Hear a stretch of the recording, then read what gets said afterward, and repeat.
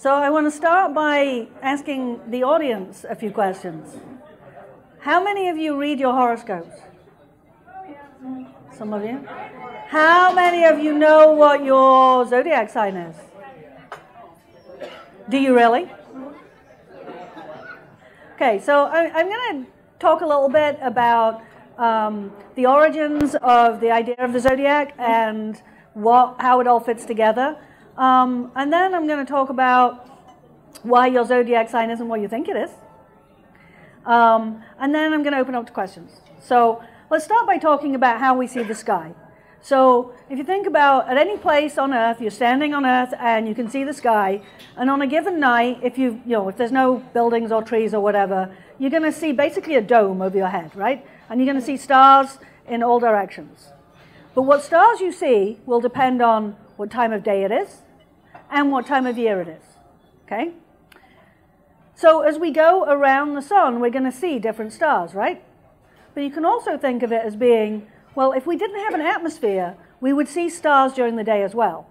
We wouldn't be able to breathe, but we'd see stars. And so you can think of saying where the sun is. You want to describe where things are. And in astronomy, what we do is we say, okay, well, this thing I want to describe, it's over there. And you do it by looking at what the background stars are. So as an example, I want to describe where Renee is. So the attractive young lady in the front. If I want to describe where she is, I would say that she's in this direction. I would describe it by what's behind her. So let's say there's, from where I'm standing, it looks like there's turquoise-ish painting kind of behind her, okay? But if you're over there and you're looking at her, you're probably seeing a red painting or a yellow painting. So how you describe where things are depends on what that is behind them.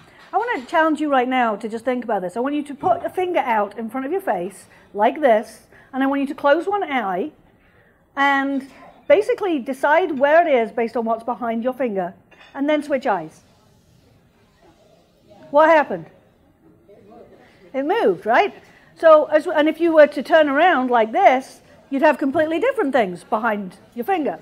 So in astronomy, that's what we do. We describe where things are by the stars that are behind them. So you can say, oh, well, I want to find where Saturn is tonight. It's going to be in this constellation over here. I can do the same for the sun. And basically it's, okay, if we could get rid of the atmosphere and see the stars that are on the other side of the sun, that would be the zodiac sign for that day, right? So if we think about the whole sky, we actually have 88 constellations across the whole sky. Some of them we can't see from here because, they're above Antarctica, and so we never see them. But there's a whole bunch of them that we see. But there's only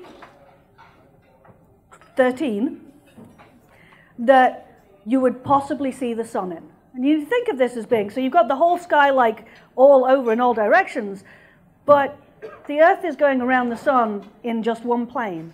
And so it's only going to have a certain number of those constellations that you can see.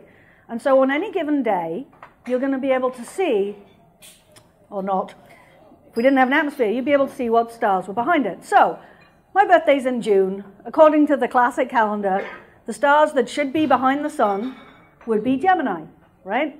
If you are, your birthday is in February, it's going to be Aquarius. If it's in March, it's going to be Pisces, and so on.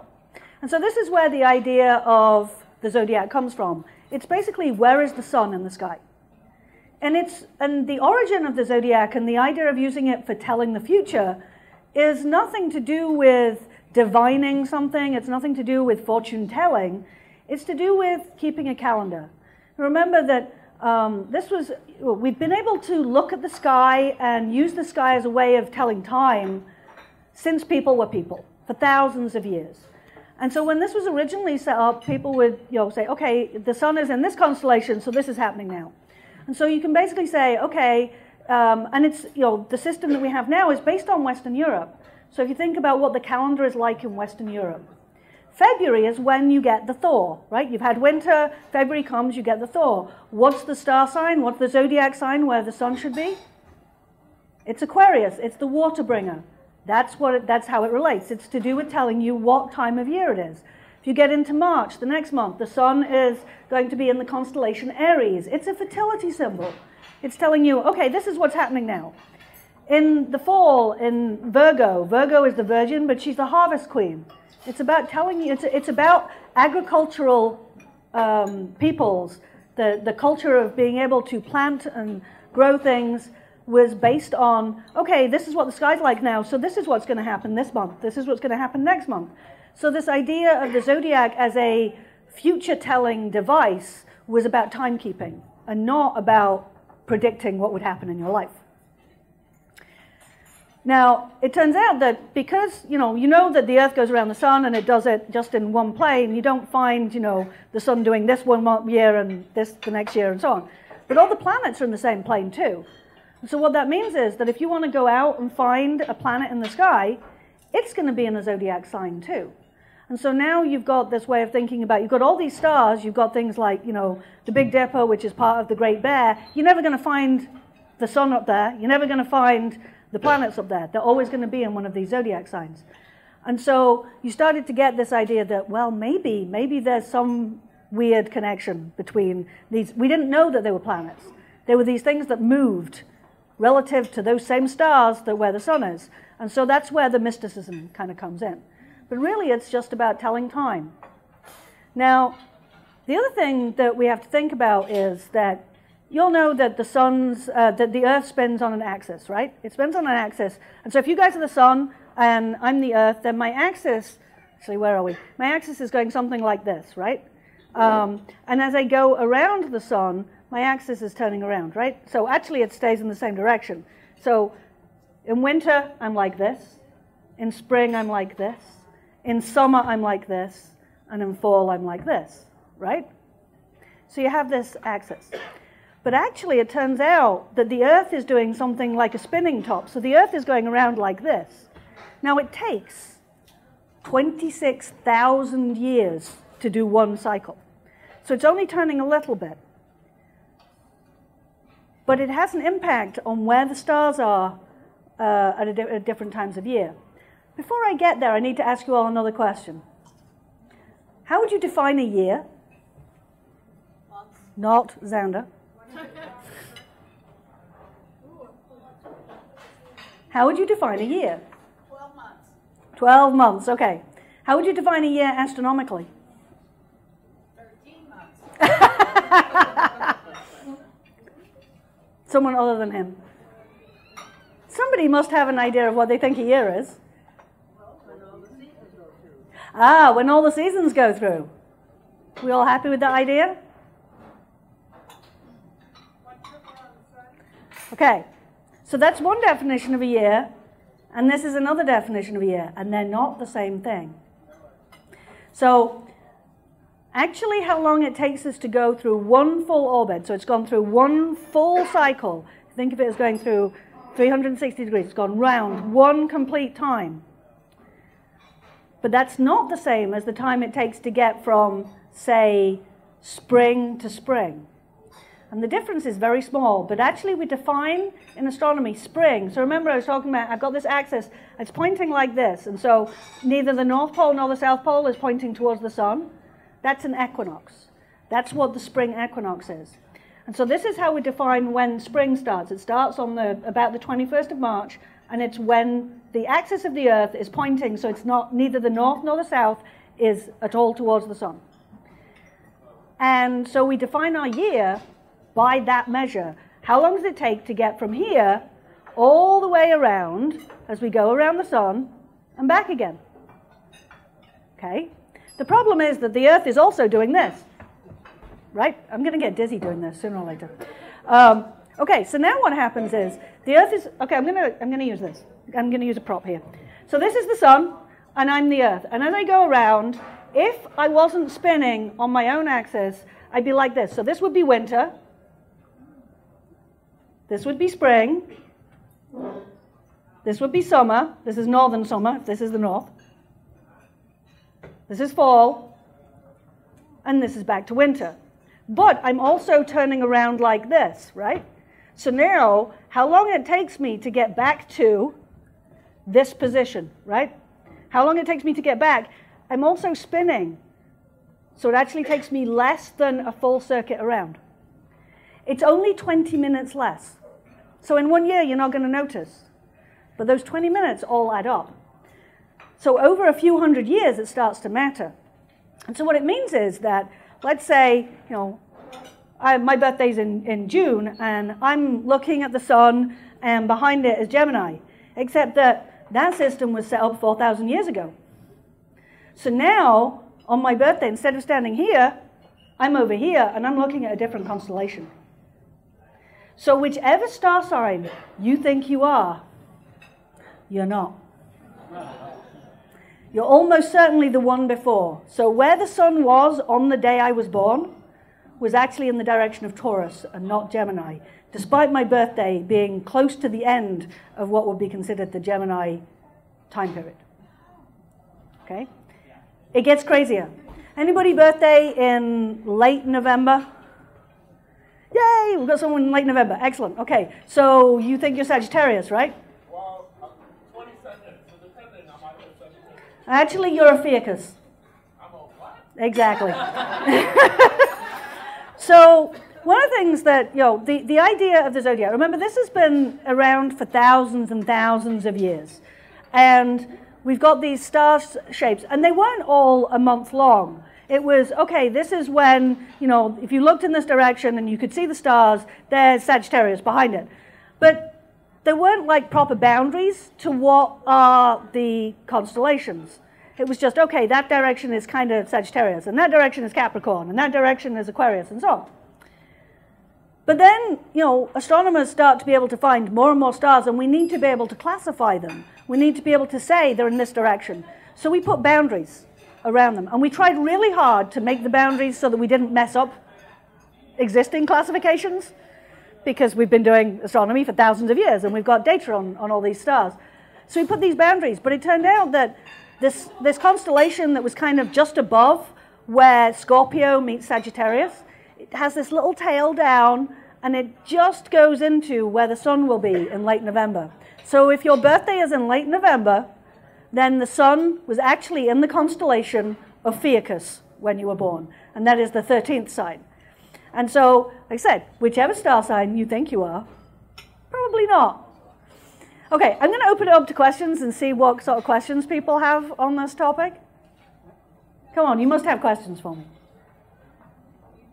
Someone other than my child? No, you don't have any questions for me? Go. So, like, is the Chinese zodiac, is the Chinese or some of the other zodiacs based on the stars at all, or is that just a different thing? Or do you just... Right, so the zodiac that we tend to use comes from the Western tradition. The question was about the different types of zodiacs. Every culture has their own way of doing it. So in fact, the Chinese zodiac is very different. It's not done, it is still a timekeeping thing, but it's not done in the same way at all. And so they would still have the same issues of, well, it was in this direction, and now the sun's kind of offset from where it was, but that's not how they have it set up. And if you look at other mythologies, like if you go to Australia, actually the Aboriginal peoples in Australia and the South Pacific tend to use things other than stars to define constellations. So if you have a very dark sky and you can see the Milky Way, then you actually can see these dark patches that are to do with dust, and the dust blocks out the light, and Aborigines define the constellations by the dark patches and not the stars. So the zodiac is very specific to the Western, it's the Greek, but it originates in Babylon and Mesopotamia, but it's really the Greeks that solidified it, and it's really unique to that. Okay, any other questions? Because I can go into other things. Go on. So, if the zodiac is really okay. So, if the zodiac was defined by, like, where the sun was when we were born, how did we get mutated into this predictive thing that we use, and how it's all about who we are and what's going to happen to us? So when did that happen, or how? So you've got a few different things going on there. You've got to remember that if you go back in time, even as little as about 400 years, that there was less separation between religion and science. And if you go back far enough to when this was when the idea of the zodiac was first brought about, or you look at the works of Aristotle, a lot of science was about the glory of God.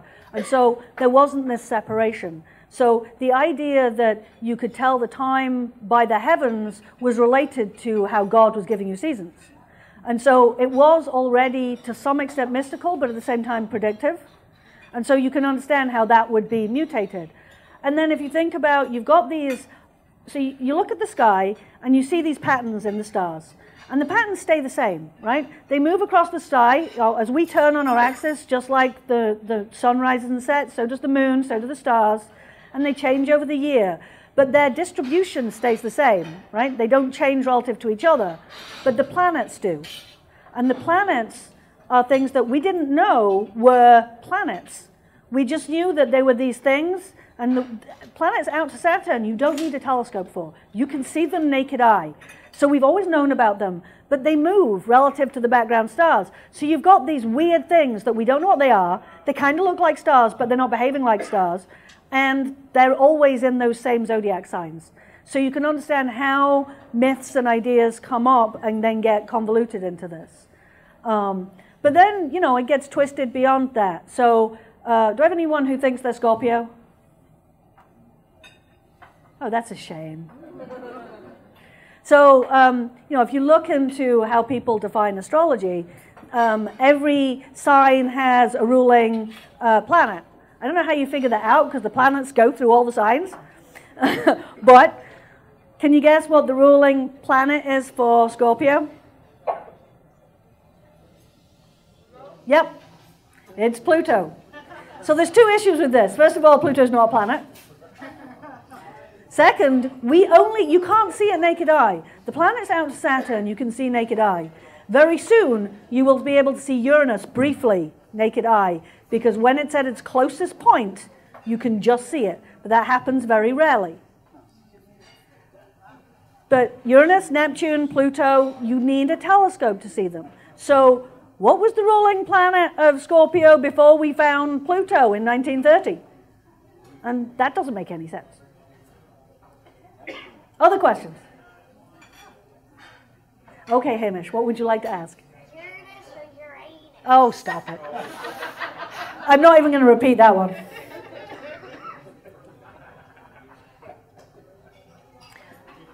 Okay, so how many of you have actually had full charts done of where the planets were on the day you were born? Well, that's good. Because it is possible to do that. It doesn't mean anything, but it's kind of cool to know where the planets were when you were born, right? I actually had to design a tattoo, get the data for someone who was designing a tattoo so that they could have the solar system tattooed on them of where the planets were at the time they were born. I'm like, okay, doesn't mean anything, but if it makes you happy, that's fine. Can we get off topic just a little? She wants to get off topic. What do you think? Yes. I hear there just might possibly be a solar eclipse coming in the next couple of years. Well, that's true, but I'll probably do a whole Science Cafe on that. Okay, well, just for a teaser, yes. What's the best way to view a solar eclipse? You need glasses, Sandra. I'm gonna provide you with some stuff. You need to have some sort of safety equipment. I have safety equipment. Sandra, can you hand those out to people? One per table to start with. I'm actually working on providing lots of information. But yes, you shouldn't look at the sun without some sort of protection. That's a really bad idea. But I'll be talking to the bookstore sometime in the next couple of weeks about buying in safety glasses. So you'll be able to get them in the bookstore at MU and possibly elsewhere too. And do you know what sign the sun will be in? So the eclipse is going to happen on August 21st, 2017. Anybody want to hazard a guess as to which sign the sun will be in? Which constellation will be behind the sun? Because you'll get to see it.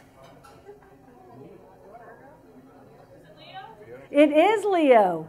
So if you think about where it should be, August 21st, it should be just turning over into Virgo, but actually it's still well into the middle of Leo. And so you'll be able to see the stars of Leo right behind the sun during the eclipse. In fact, some of them that are in fact behind the sun you'll be able to see too, but that's a whole other story. You'll have to come to the next one.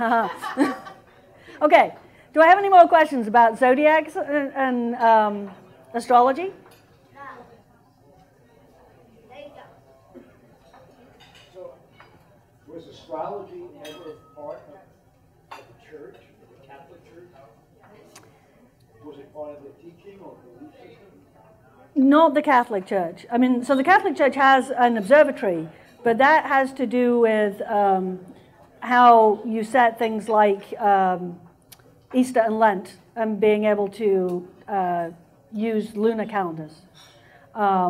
So astrology was really not part of that. However, there were some artistic movements in the Renaissance that were interested in it. So I don't think it was ever formally part of Catholic teachings, but it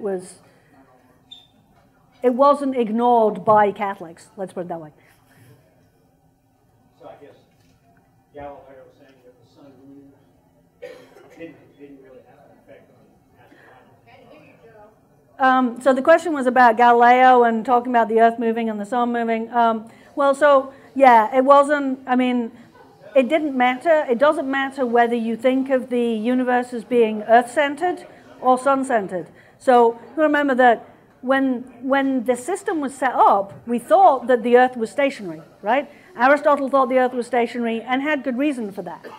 And so in that case, you actually think of it as the sun moving around, and so it really is literally moving through the different constellations, right? And now we understand that it's a projection effect, that we're moving, but it gives us a different direction that we're looking in. Actually, they both move, but that's a whole other issue. And so it doesn't matter whether you're in that geocentric model where the Earth's stationary or you have the Earth moving, you still can have this setup. How long does it take our sun to go around our galaxy? Oh, so the sun goes around the galaxy in 220 million years. Okay. So we don't have to worry about it. But what it does is it wobbles. So you've got to think about it, that you've got the sun and you've got all of these planets.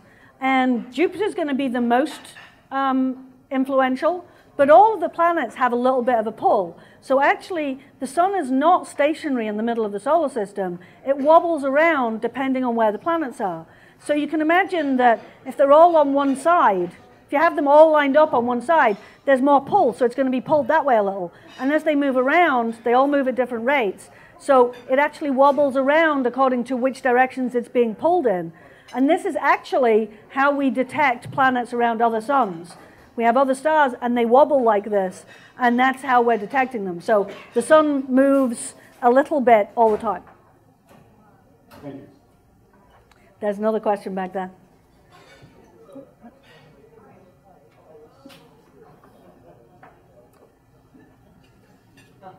Hi, good talk. Would you say that there is, because typically people say that there's some correlation with your sign and like your personality. Do you think that holds any ground whatsoever? So there's actually been some really interesting research done on this and some interesting tests. If you really want to find it, I can point you to some very entertaining YouTube videos. But there was a guy that basically said to these people, you know, I'm going to use your birthday and I'm going to work out your personality from your birthday, and I'm going to write it down in this sealed envelope, and you have to read it on your own and not show anybody else.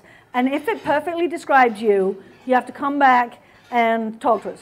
And so he did this, and I think it was 12 women, and they all came back and said, this describes me perfectly. And he said, okay, I want you to swap envelopes.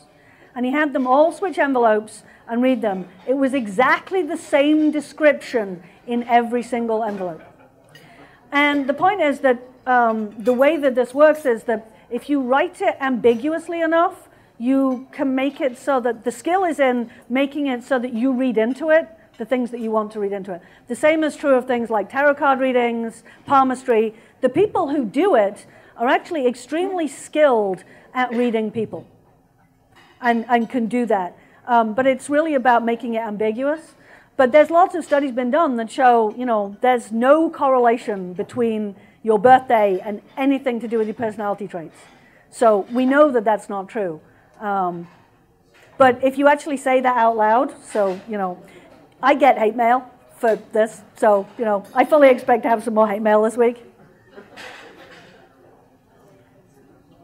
Any other questions? So, which ancient civilization was most advanced?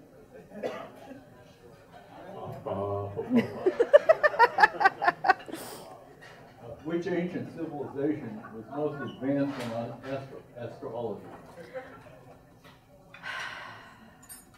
That's tricky to say. I mean, so the question is about different cultures and whether they were most advanced. I think it depends on how you define advanced. So if you think about different cultures, well, I would argue that if you look at the Polynesian and Micronesian, basically the Pacific Islanders, they were the people who used the stars to navigate that huge space incredibly accurately. And I would argue that that's pretty advanced in terms of having a culture that allows you to have trade with other units. I would say that's pretty advanced, right? And so one could argue that the Pacific Islanders had the most advanced. But you also have things like the Mayans had these calendars. You know, we had this whole story about the end of the world, but it was really about how they keep their calendars. And they were able to predict things like transits of Venus and all sorts of astronomical events very well. So I would say that there's lots of cultures that have used astronomy and looked at it from the point of view of have worked out the cycles and the patterns and done it very well. How they've applied it, though, is then a different question. And that's why I would say that the Pacific Islanders are the most advanced, because they've applied it to how they live their lives in a part of the world with very little land and made it work. There was another question back here, I think. Thank you. So with the wobble and the fact that, you know, we look at things from different angles, we may see different things. So I understand that we may be looking at a different constellation, but are the stars that make up like Pisces today the same stars that made up Pisces 1,000 years ago or 2,000? Okay, so that's a really good question. If we actually, so the way that the ancients conceived of constellations was that we are this central ball in the middle of a giant hollow sphere, and the stars are on the inside. So they had no concept of depth, of the stars having different distances. So if we look at constellations, whether it's Pisces or whether it's, you know, the Big Dipper or Orion, doesn't have to be a constellation like that. It's a projection. So if I do it from here, I could say that, in fact, from the point of view of where I'm standing, you, sir, are very close to, there's a lady in the back with curly hair. Even though there's a long distance between you in terms of depth, because in astronomy it's very hard to perceive depth, right? As things get further away, you stop being able to see that depth. And so you guys look really close together. So actually for most constellations, the stars have no physical relationship at all. And they're moving at different speeds. So over the course of 1,000 years, the changes are very small. But if we look at like the projection of, say, for instance, the Big Dipper, everybody knows what the Big Dipper looks like. It will get stretched out in different directions and won't look like that at all. So in 1,000,000 years, it will look completely different. But it takes that sort of time scale to really change things. That makes sense? But then also you've got this depth thing. So if you actually then can work out how far away they are, they're at completely different distances. It's just a projected image. Other questions? I've really exhausted all your questions about astrology. So, if how the planets alters the location of the sun, does the internal composition of the sun, in terms of its distribution of elements, change based on the position of the planets around it? Okay, so the question is basically you've got the planets pulling on it and you've got material inside. How is it changing that? The pull is it shouldn't make that much difference. You're going to get a little bit of that, but that's not going to be the major factor. The major factor is going to be the gravity of the sun itself. I mean, you think about what happens on the Earth and the Moon with tides. You get these effects from having gravity of these different bodies, and we do pull some tides on the sun, but it's a small effect. It's not something that is having a huge effect.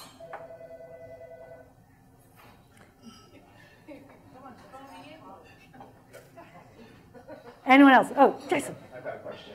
So earlier you said that we kind of defined like Sagittarius as like kind of over there and Aries is kind of over there. Surely astronomy no longer defines constellations as sort of. So is that the case? There's more. Right. So this is kind of where the Ophiuchus story comes in. So yeah, we've got it's kind of over there, but now you've got edges. And you can think of it, if you look at a map of constellations, it looks a lot like, the boundaries that you have around states. Sometimes you have a straight line because it makes sense, and sometimes you've got a boundary that is, on a state, it might be a river or something like that. Well, now you've got, okay, here's Orion, and it's got this hand sticking up, and we really don't want to detach the hand from Orion, so you draw the boundary around it. There are a few places where it got hard. So there are some stars that are both in Cygnus and Perseus. And so they actually have two designations because the boundary is kind of fuzzy. And so, yeah, we have specific boundaries of where things are. But on the edges of the boundaries, depending on who defined it, it might be in one or the other, and it might be in both.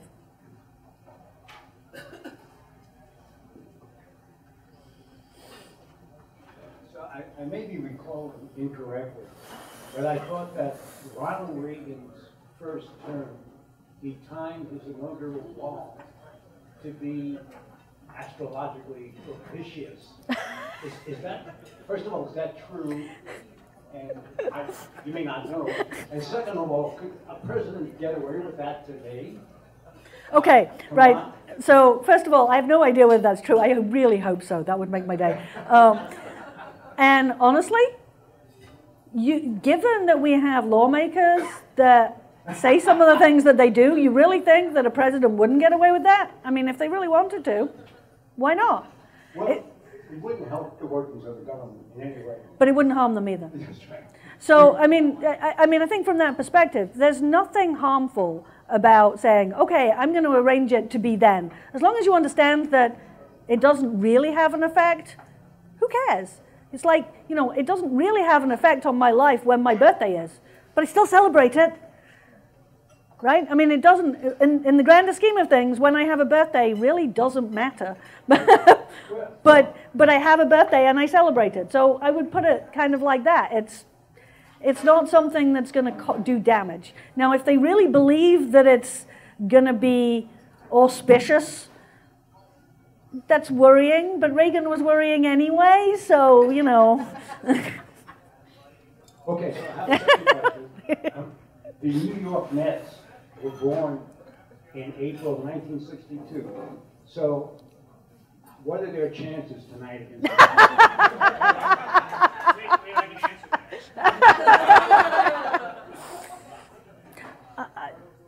I don't understand sport.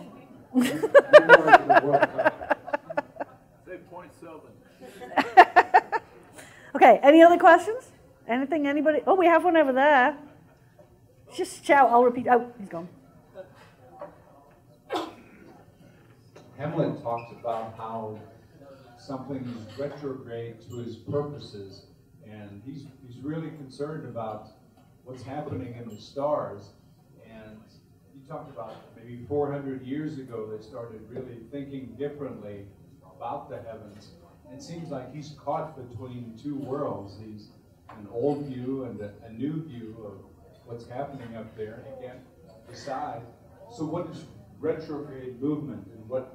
Okay, this is a good question. So this is something that happens with planets. So the way that you need to think about this is, and this was actually a big problem for trying to understand the motions of the planets.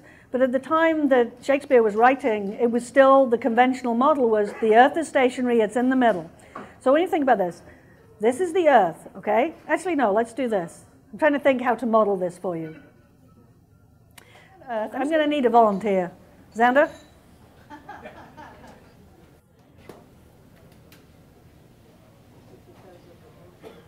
Okay, this might be entertaining. So I want you to walk around in a semicircle without falling off the stage very slowly. So Xander is Mars, because, you know, he's smaller than me. And I'm in orbit, and I'm the Earth. And I'm moving faster in my orbit. Okay? I'm going to keep going. Now remember that I'm defining the direction that something is in by the stars behind it. So he's moving forward, but I'm catching up, and he's slowing down, and oh my God, he's going backwards, and oh, he's going forwards again. And so what happens is that every time we overtake, you can stop, thank you. Every time we overtake Mars, we're going to have to look backwards to see it. And so that's what causes this retrograde motion. And so all the planets outside of us appear to move backwards as we go past them. Okay? And how many times that happens depends on their orbital speed and our orbital speed. But you're going to have a couple of times a year. So, and so that's been a known thing that you had to explain in any model of the universe, and was often taken as an omen of something bad is going to happen. Okay, any other questions? Did something bad happen? Well, Hamlet. Lots of bad things happened.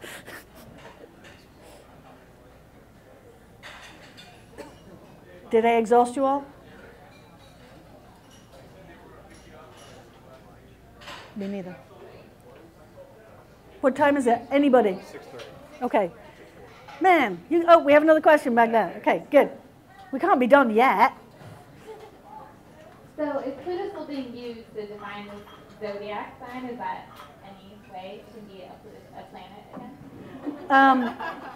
Okay, I think using astrology as a justification, probably not going to happen. No, Pluto is never going to go back to being a planet, despite what people want. And there are good reasons for it. It makes sense for it to be this archetype of this other type of body, which is the dwarf planets, but also the Kuiper belt, which is like the second asteroid belt. It's much more, it makes more sense to call it the biggest damn comet you've ever seen than to call it a planet. So it's never going back. We're done with finding planets. We might find more dwarf planets, but we're done with finding planets. So I have another question. So if when humans colonize Mars, right, would they need to rethink astronomy entirely, or since it's based on our position from Earth, would we have to reconsider how we categorize the stars, or is it close enough that they can still use our general? Yeah.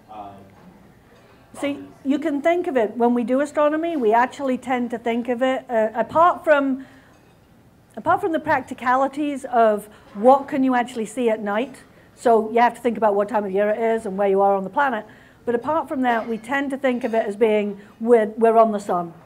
And as long as we're on the sun, we're good. The distance between the sun and even Pluto is so small compared to the distance to the stars that it changes a little. It's actually how we measure the distance to other stars is by how we move from one side of the sun to the other, and then you get this difference in direction. So you're basically triangulating. So for the very close by stars, you actually see that difference. But so you'll get a little bit, you'll actually have a bigger baseline and you better see further out, or measure distances further out. But otherwise, it's not going to make any difference. We have another question up here.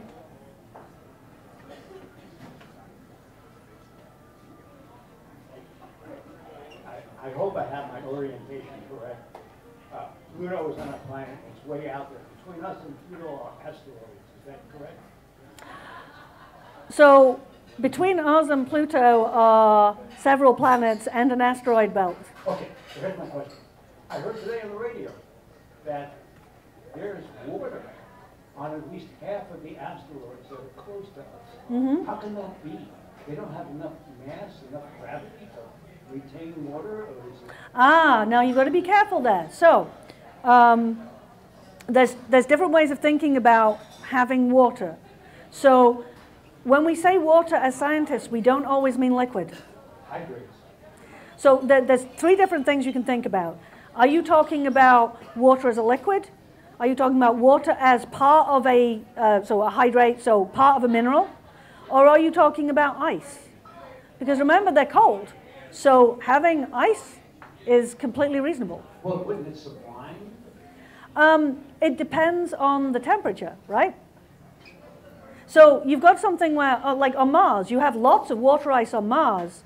Some of it is sublimes, but mostly it stays as water ice.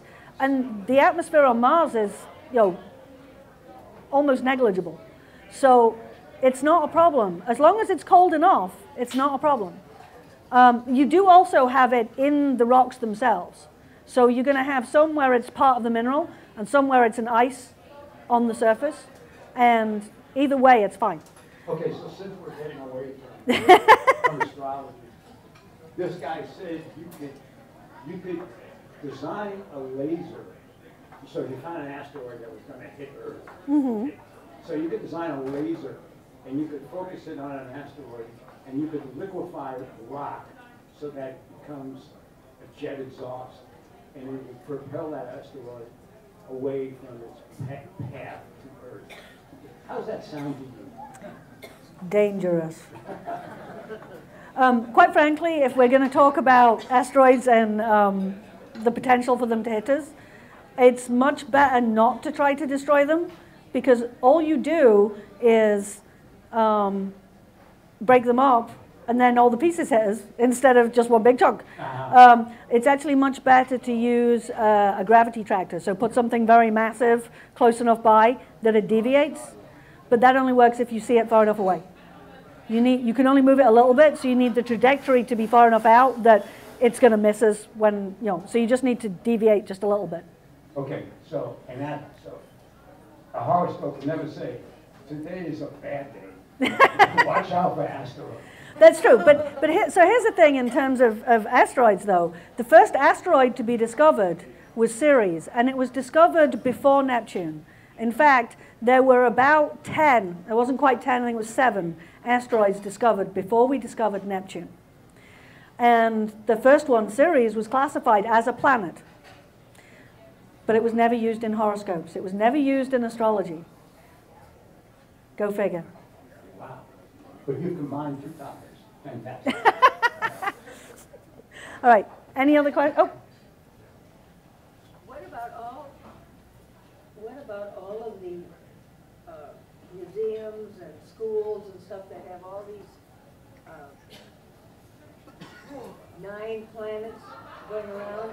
How do they cope with getting rid of the planet? Okay, so actually I don't think it's that hard. Museums tend to update themselves fairly quickly. The textbooks have already changed.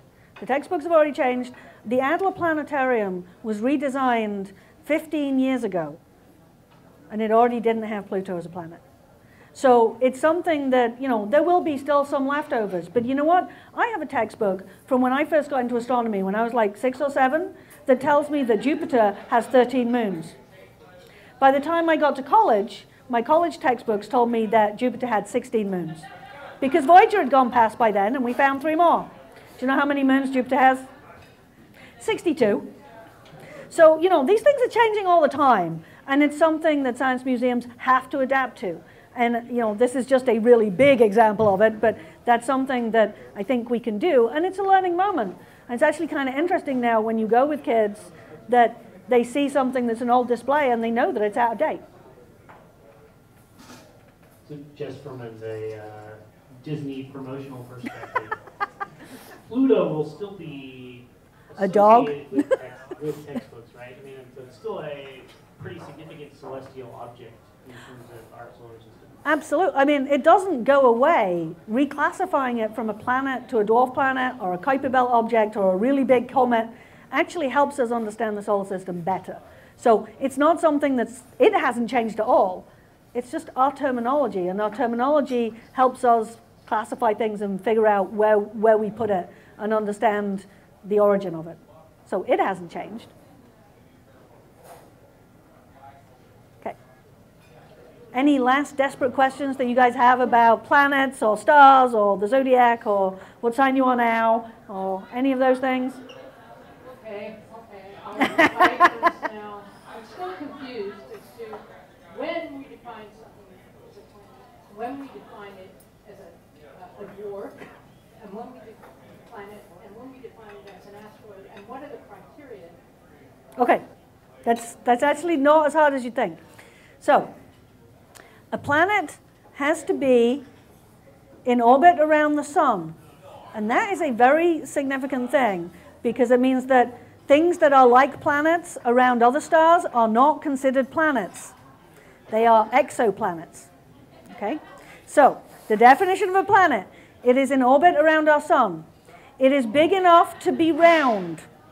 Okay? So, if you are too small in mass, you don't have enough gravity to squish yourself into a circle. Now, gravity goes in all directions, so if you have lots of mass, you will tend to become round.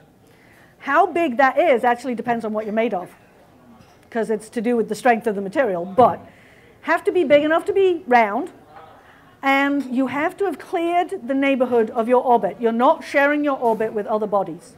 Now, clearly that's an oversimplification because we have comets that come in and come past, so we have things that cross the orbits, but in general, you don't have other things in your orbit. There's one exception there that's kind of weird, which I'll come back to.